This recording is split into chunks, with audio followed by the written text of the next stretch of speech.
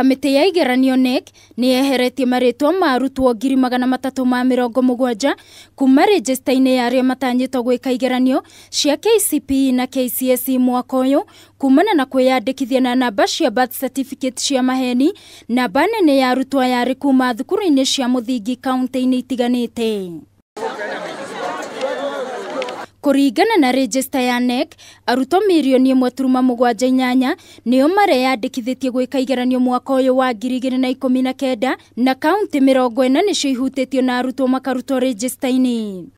Rũhonge rwa KNEC nĩ rũrekereirio riboti kũrĩ arũgamĩrĩri a gĩthomo kaunti-inĩ hamwe na sub-kaunti nĩguo makorwo magĩkinyĩria aciari ndũmĩrĩri ya gũthiĩ mathukuru-inĩ na kũhũra riboti angĩkorwo namba ya birth certificate ya mwana ndĩarĩ ĩrĩa yo.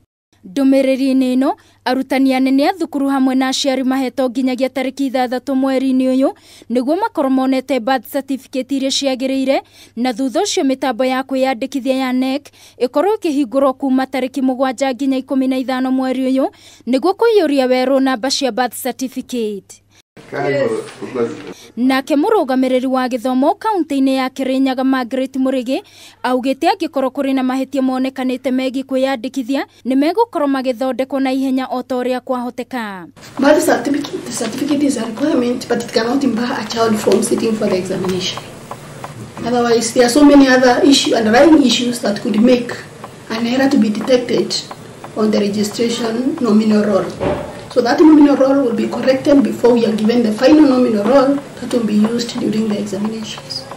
Kenya National Exam Council must look for an alternative that will make these students be registered, as it addresses the issue of registration with the registrar of birth.